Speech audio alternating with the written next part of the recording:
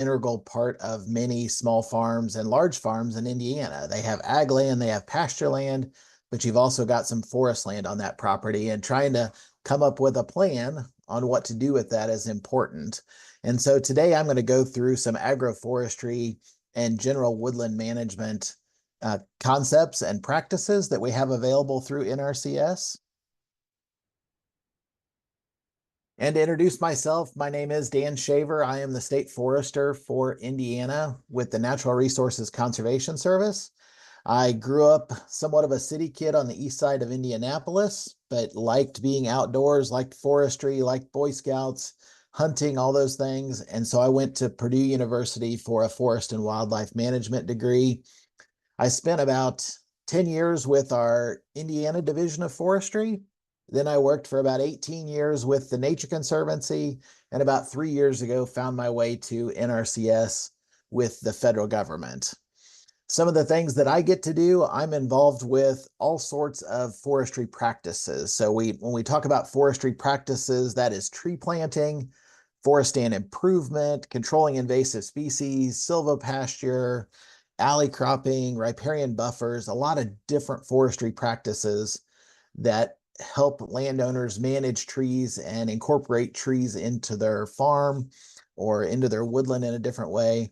I help develop all of our technical standards for Indiana, and then I do a fair amount of training and then some approval of our forest openings and forest management plans that are written in Indiana. So I feel very fortunate because I get to do some of this technical administrative stuff, but I also get to be out in the field doing training with landowners, prescribed burning, invasive species control, tree planting. And then one of my favorite things is just getting out in the woods with a landowner to walk and talk about their property and help answer questions, as well as give them a better understanding of forestry and how forest management can fit with their farm and their woodland management. So just to take a step backwards real quick, hopefully all of you know who the Natural Resources Conservation Service is. We are a branch of USDA. We are charged with a lot of the technical guidance that goes into implementing conservation programs through the Farm Bill. So every few years, a Farm Bill is approved.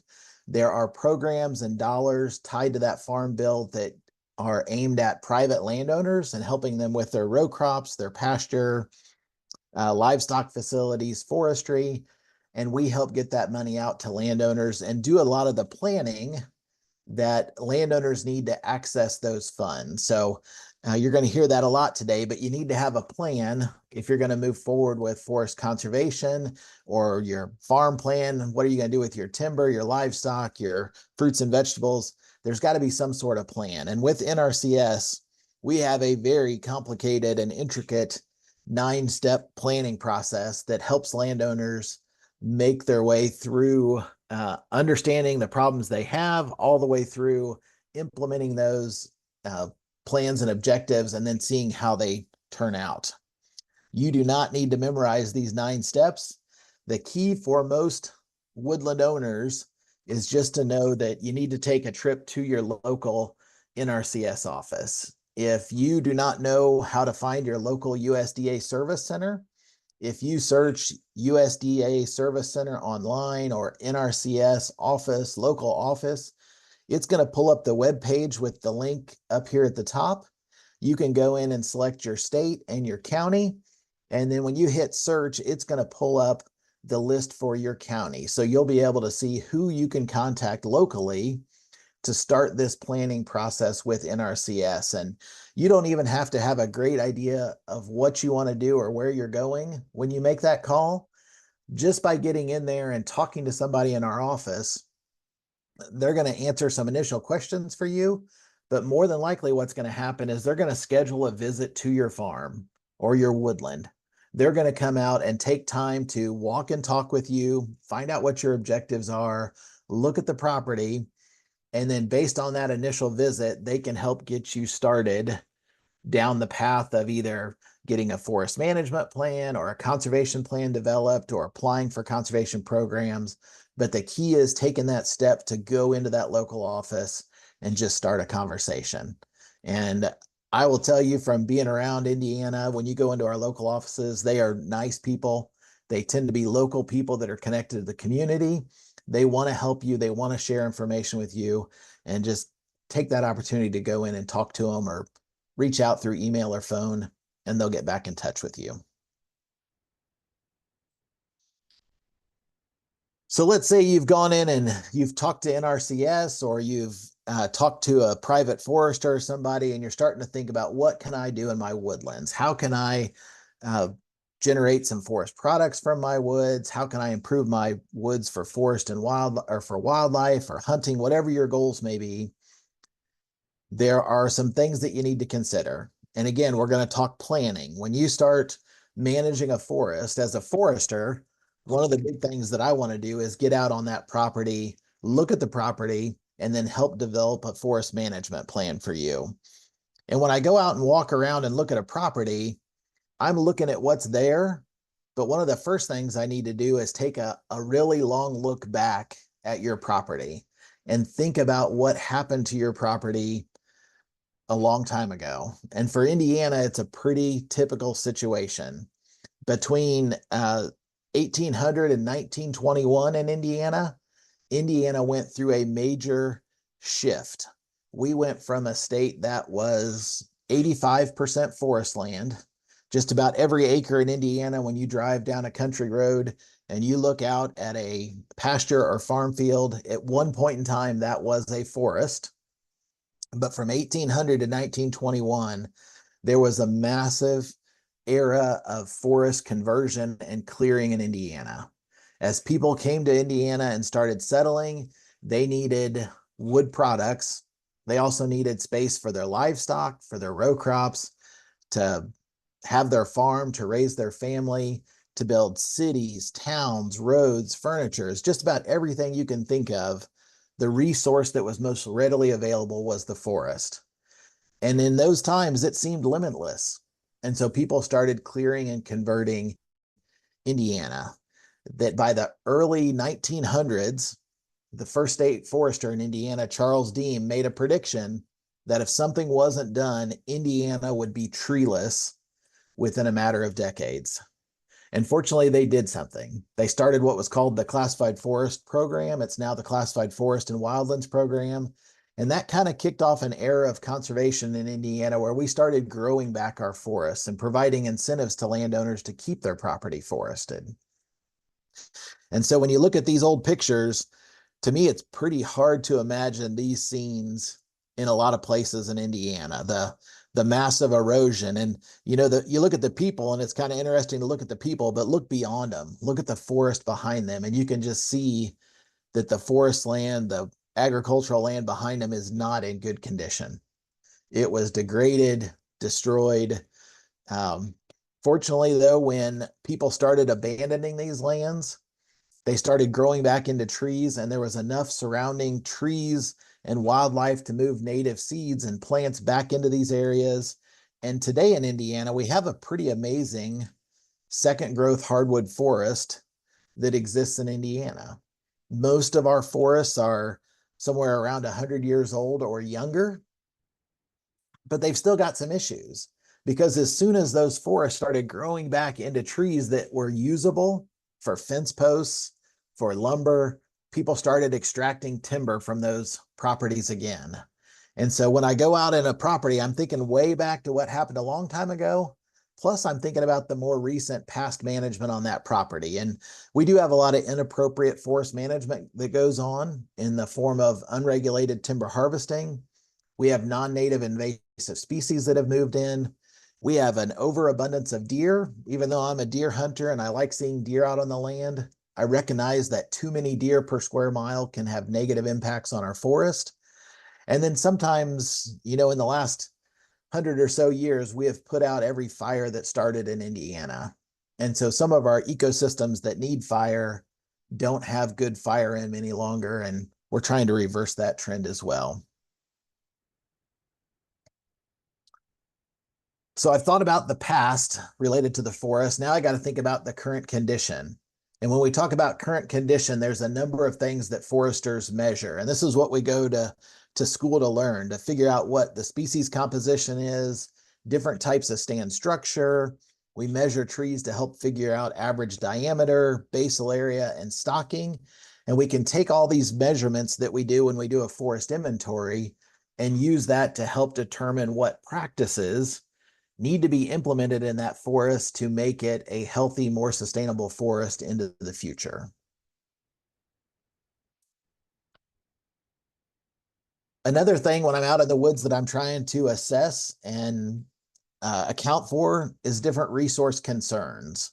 And these resource concerns are those things that you can typically visually see that may need to be corrected out in the forest. So when we talk about plant pest pressure, these tend to be our invasive species that have moved into our forests that are outcompeting native shrubs and wildflowers. Plant productivity and health. If there was an inappropriate timber harvest on your property in the past, you may have a forest that looks nice, but you're really growing low grade or poor form trees. So we want to try to improve the health of those trees. You also may have a forest that doesn't have quite the right structure and composition. So maybe you've gotten rid of all your oaks and hickories and all you have is shade tolerant species left, and that's not exactly right for the site. You may have harvested all your oak trees and now you don't have any oak out there, but you've got an overabundance of other species. Some of these things we can correct over time with different forest management practices. Fortunately, in Indiana, wildfire is not a major concern, but when you get out into the Western United States and some places out east, wildfire can be a significant threat to the forest, a resource concern that needs to be evaluated and dealt with. So here's a list of our forest management practices. And you can see there's a number of different things that you can do on your property. And when you start breaking down these different practices, there are practices within practices. So it can get a little bit complicated. But again, working with a consulting forester or an NRCS forester or your local district conservationist, they can help sort out these practices and get you the practices on your property that you need. I'm going to do a quick run through of some of these different practices and give you a little bit of an explanation of them so that if you do go in and talk to your local NRCS office and they start mentioning these practices, you'll have a little bit of an understanding of what they are. So the first practice that is one of our most common practices in Indiana is called forest stand improvement.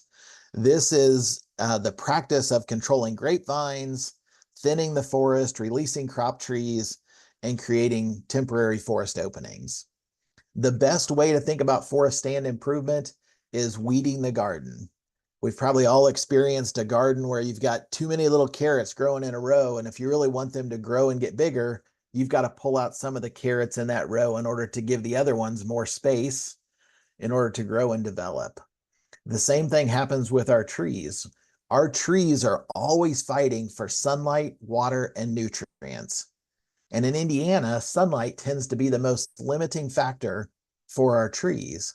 So if we have a stand of a bunch of little trees growing together and we want to go in and help one of those trees. So in the picture in the middle, if we pick out the green tree in the middle and we say, this is the crop tree that we want to grow into the future, whether it produces fruit or timber or whatever value we're interested in, we can then go in and deaden by girdling the picture on the left, cutting a circle around the trees around it to create space around that crop tree, which allows it to get more sunlight to its crown.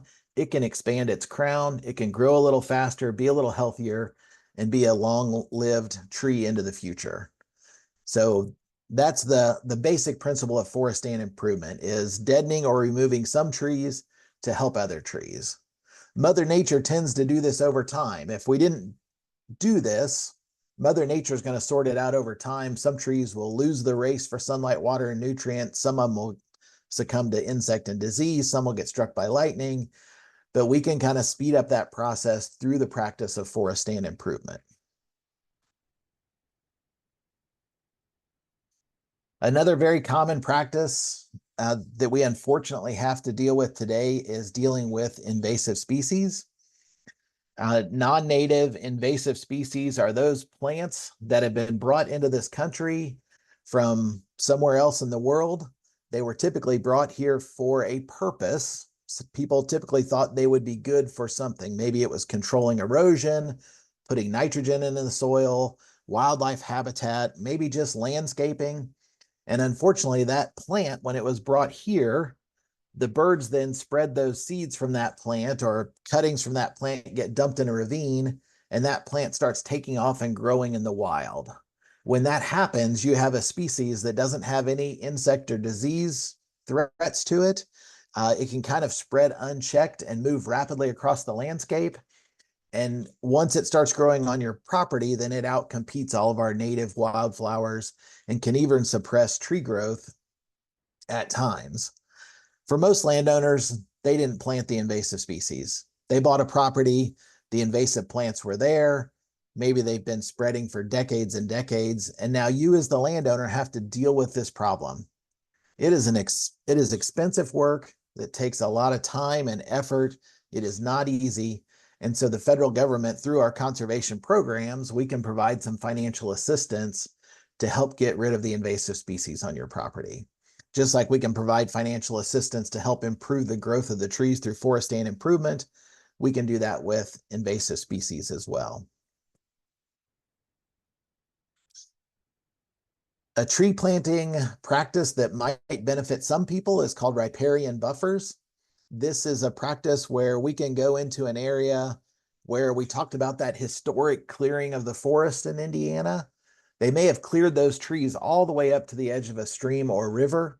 When that happens, it changes the river system. It gets hotter, we get more nutrients in there, pesticides can run off, it's not as good a water quality.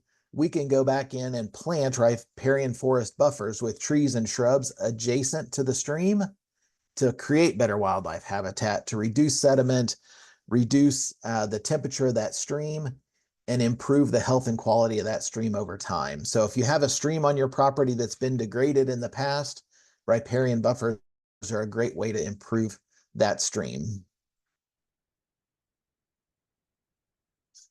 Another practice that is, some people like this practice just because it is somewhat fun and exciting. It can be dangerous, but it can also be very beneficial to grasslands and woodlands, is prescribed fire and creating fire breaks. With the fire breaks, we can put in either temporary fire breaks around a unit where you might want to do prescribed burning, or we can help plant grass or clover fire breaks around a unit that are more permanent in nature. Both of these different fire breaks can work. And when we do prescribed burning, it's often woodland burning, or it can be burning grasses and prairie type situations. But again, this is one of those practices that may not be familiar to you.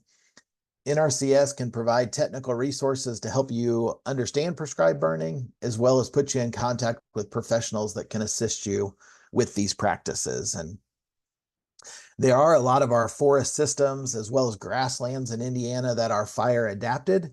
They evolved in the presence of fire, whether that was through Native American burning or natural fires. And the trees that grow there, the understory plants, the flowers, they're adapted to the disturbance that's created by fire. And so we want to try to get that type of fire back into our landscape. We don't want uncontrolled wildfires. We don't want to burn up fires to burn so hot they kill the trees, but we want to use that fire as a tool to keep the understory more open and reinvigorate those fire dependent plants that may exist on the site.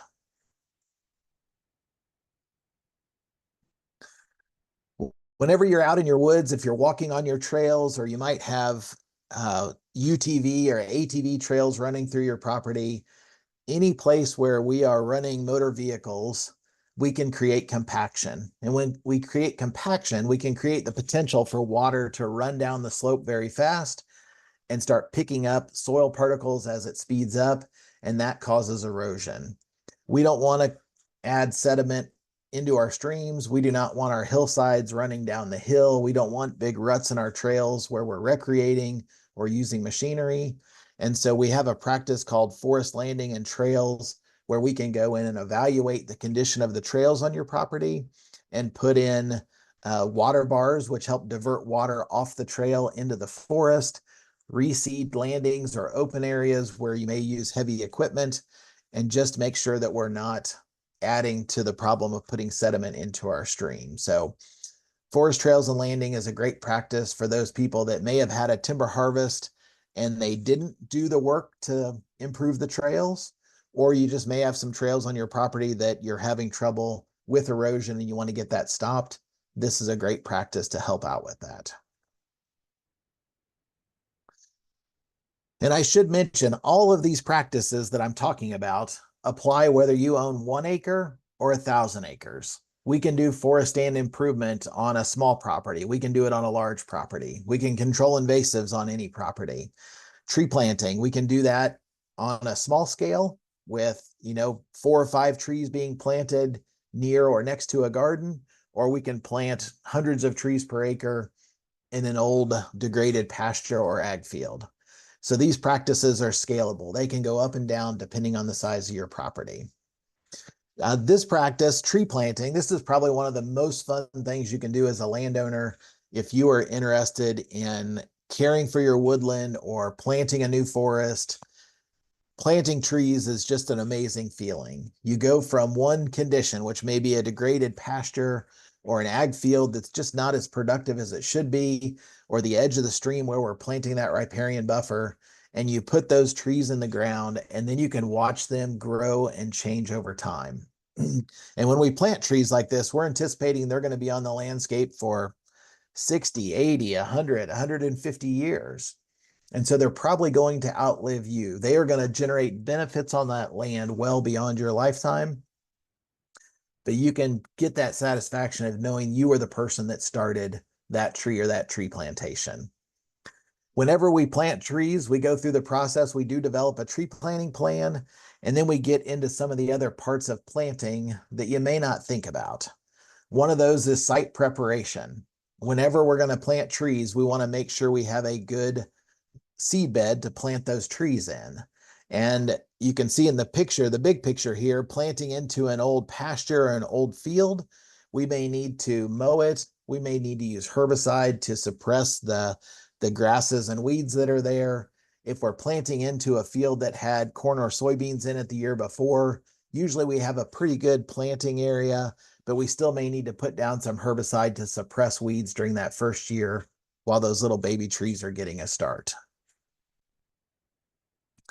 The actual planting is the fun part. In Indiana, we do most of our tree planting from April 1st through June 1st. And you can see there's 2 different ways to do plantings. We typically do either machine planting or hand planting. The machine planting is the top picture. You can see it's got a tractor. It pulls a tree planter. This one seats 2 people. It has a big circular wheel that cuts into the soil. There is the shoe that helps split the furrow open. The person on the back puts in the tree seedlings every 8 to 10 feet. And then there's wheels behind the planter that close up that furrow, and that tree is planted. In this case, you can see on the picture, they're also applying herbicide right as that tree's getting planted to help suppress the grass and weeds that are going to be there as those trees get established. Hand planting is typically used on those sites where we can't get a tractor into it, or in small areas where you're just planting a few trees. It is definitely hard work, but especially in our forest openings, if we have a forest opening created from a timber sale, sometimes, typically in Indiana, the native regeneration is going to take over and repopulate that site. But sometimes if we want to add species that may not be there, or we're not sure they're going to make it as natural regeneration, we can go in and supplemental plant and plant those seedlings by hand. Again, it's really hard work, but it can be really satisfying to see those trees take off and grow over time. And once the trees are in the ground, the work is not done. You've still got to go out and maintain that tree plantation. And typically we will recommend spraying for 2 years or so after the trees are in the ground, just again, to keep that weed competition at bay and allow those trees to get established. There used to be a recommendation for a lot of mowing of tree plantations. For the most part, we don't recommend that, especially if you're just trying to regrow a forest. If you're planting trees next to your garden or within your garden in some fashion, you may want to maintain those a little bit more. But for the most part, we want to let those annual weeds and other light seeded species seed in and start turning that area back into a young forest. And then we do need to monitor our tree plantations. If you invest the time and money into planting trees, it's good to go out every year at least and check on those trees and see how they are growing and developing, and make sure you're not getting any problems with invasive species or excessive deer browse. And if you find those situations, then we can help deal with that as well. And I did want to just show a picture of the future of your tree planting. When you plant trees as the landowner, you kind of get to decide what that tree planting is going to look like in the future. And it does take time. So you can see the picture on the top left is about 8 years after a tree planting. The site is, the tree tops are starting to close together. We call that closing canopy. And you're getting shade underneath those trees. That shade is going to suppress the weeds. It's going to allow native shrubs and wildflowers to start moving in there in that cooler, not a high sun condition. They'll start growing and developing, and it's going to turn back into more of a forested setting. The picture on the top right is actually a tree planting that is planted for either timber production or nut production. So you can see they are taking a more manicured approach. They are pruning and picking up the limbs. They are keeping it mowed and herbicided adjacent to the trees. It just depends on your objectives on how you're going to manage, how intensely you're going to manage that property. The picture on the bottom left is a high quality timber plantation. So again, they've kept the weeds suppressed. They've kept it very manicured. They've pruned those trees up to over 16 feet so that they can get nice high quality logs off those trees into the future. And then the picture on the bottom right is kind of what I think is the ultimate goal of tree planting, is regrowing a forest. And you can see this is 75 years after tree planting. Walking into that picture on the bottom right, you might never know that that was a tree planting to start with. It is a high canopy forest with a diverse mix of shrubs and a mid-story and an understory. It's just been returned to what it was before it was ever cleared. If you do tree plantings, at some point in time, you'll need to do some pruning and thinning. This is kind of a hard reality that we have to talk to landowners about, is that initially we might plant 540 or 680 trees per acre. But when those trees get to maturity, we probably only need 40 to 60 trees per acre out there. So all those trees you planted, a lot of them are going to have to be deadened over time in order to let the other ones grow and mature. And so that's kind of a reality people need to be aware of when they first plant trees, is that over time you're going to have to remove half to 3/4 of them if you want those trees to be mature and healthy in the future. I did want to touch on a couple of agroforestry practices real quick. Silvopasture, this is a practice that's becoming a lot more popular in Indiana. Again, we went through that period historically of clearing lands in Indiana to make wide open agricultural fields and pastures, but we're starting to recognize the benefits of having some shade in a pasture. If you've ever driven down the road and seen livestock out in a field and there is a tree or two in the middle of that pasture, that's where the cattle are going to be. Just like us, if you stuck me out in a field on a hot summer day and you were talking to me and there was a tree somewhere close by, I'm going to start inching my way over to that tree to get into that shade, just because it's cooler, it's more comfortable. They're even finding out that the vegetation that grows in a pasture under partial shade is more nutritious than what's grown in the open, hot sun. And so adding trees is what we call silvopasture. We can add trees into a pasture, and while those trees are growing, you might benefit from the fruit or nuts that come off of them. We do try to protect them to make sure that the livestock can't get near them and damage them as they're growing. But in the long term, you may end up having trees out there that have no protection around them because they're big enough to withstand the livestock rubbing up against them occasionally, and the limbs are too high for them to feed off of them. So this is a great opportunity. Silvopasture is, if you have a small farm and you just want to add a little diversity and shade to a pasture, it also works well at the large scale.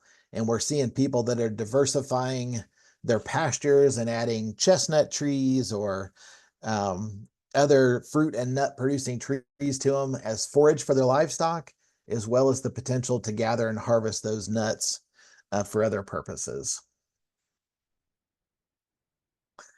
Another agroforestry practice that's available through NRCS is called alley cropping. And this, I think, is one of the most powerful agroforestry tools that we have available. If you are a small farmer, you have a large garden, you have all your row crops, your vegetable crops in there, whatever you're raising. But a lot of people are trying to figure out, how do we diversify our small farm so that we can get additional income that comes in at different times of the year? And sometimes planting rows of nut or fruit producing trees within your garden, or expanding your garden and planting some rows of fruit producing trees and shrubs, is a great way to diversify the products that you're going to be able to harvest from that land.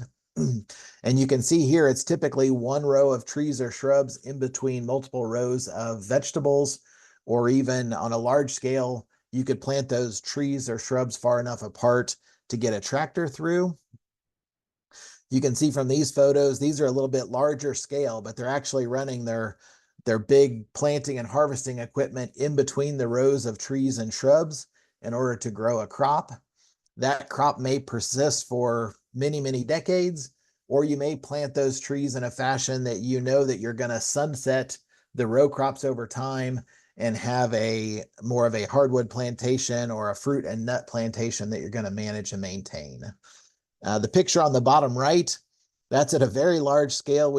I haven't really seen this in Indiana as much, but out west it's a little bit more popular, as they're trying to create some wind protection for their crops, as well as diversity of crops as they can harvest the nuts or seeds from those rows of trees and shrubs. Well, that was kind of a whirlwind tour of forestry practices and agroforestry practices that are available in Indiana.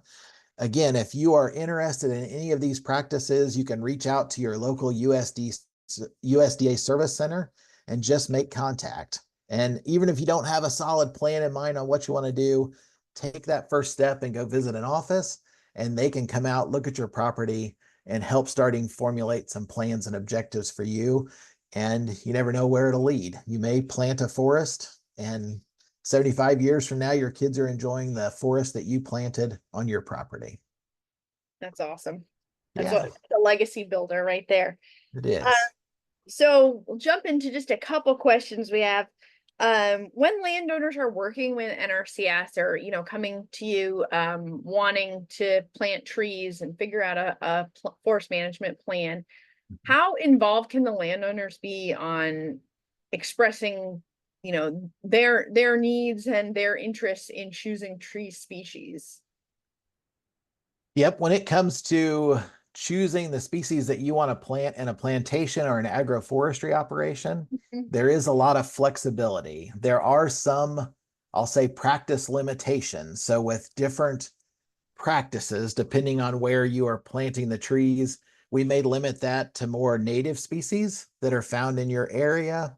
When it comes to the agroforestry practices, we have a little bit more flexibility to use cultivars or fruit producing species that might not be native to your area, but still work well in that more small farm garden type setting.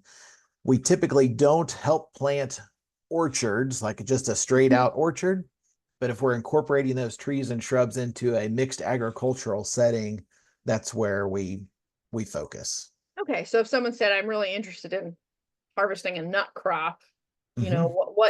what trees do you recommend? And then what do the cost shares look like for those sort of programs? And is it different by species and that sort of thing? Yeah, I didn't go into the different payment scenarios. It varies within NRCS depending on which program you get into. So we really like to try to do the plan first to address resource concerns, and then figure out which program to provide financial assistance works best with your operation. And then depending on the program, the rates vary. But with one of the primary programs we have, the Environmental Quality Incentives Program, the payment rates there aim to cover about 75% of the cost of the installation. So whether that's planting the trees or removing the invasive species, we're trying to cover about 75% of that cost. And with our conservation stewardship program, we pay a little bit less for implementing the practice, but that program comes with some annual payments and benefits that helps make up some of that difference. So it varies by program, but again, we typically aren't aiming to cover 100% of the costs. We want the landowners to be somewhat invested in installing that practice.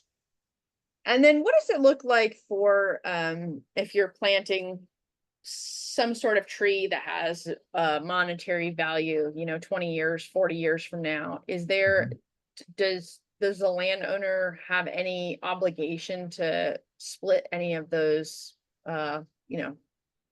Future profits or yeah, anything? future profits. That's the word for it. Yeah. Yeah. Yep. No, there are most of our practices come with what we call a practice life. And so if the federal government helps assist you in planting a tree, we want to see that you at least maintain those trees for 20 years. Okay. Within that time period, any nuts or fruit that you might harvest, if 60 years down the road you're harvesting timber, that is completely at the landowner's choice and opportunity, and any profits generated from that goes back to the landowner. So we're just in on really the establishment period is where we're primarily focused, and helping with that cost, which can be quite extensive just to establish the practices. And then for our veteran farmers, if you do come up with a plan where you need to plant, 200 trees, large number of trees, is that something that the veteran farmer figures out, or is that something that the NRCS offers? They bring them from a nursery or that sort of thing. Where do the trees sort of originate and come from? Yeah, with especially within Indiana, we have a great group of district foresters that work for the Indiana Division of Forestry. They partner with NRCS and they write the bulk of our tree planting plans in Indiana. So that is a free service that is provided to landowners through the DNR Division of Forestry or with our NRCS foresters.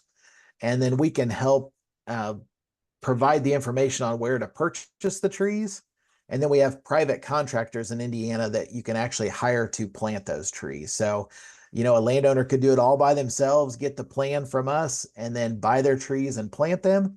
Or they could hire a private consulting forester that would potentially order the trees for them, put them in the ground, and then, send them a bill for the work, the services they provided. Okay. And then Lots of flexibility. And then I know this would depend on what part of Indiana you're in and your soil and objectives, but are there a few 3 to 5 species that you see used frequently? Yeah, so I'll give you a couple species, but also the general theory is that we have trees that are very light seeded. You've probably seen cottonwood fluff floating through the air and clogging up your screens of your house.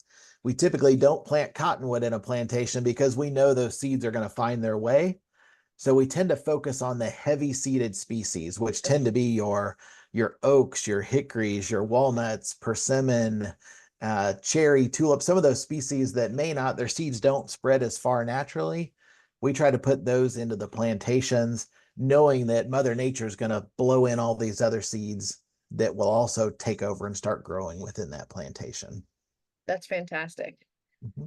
Well, that looks like that's all of our questions for today, but if you have additional questions, please feel free to reach out to Dan or myself, and we'll find the answer if we don't know it ourselves. And really appreciate, Dan. Thank you so much for your time You're today. welcome. It's really informative and really great. And I hope a lot of our veteran farmers in Indiana take advantage of this wonderful programming. I hope so. Thanks for having me, Kate. Thank you. Take care. Have a great Yep. day. You too.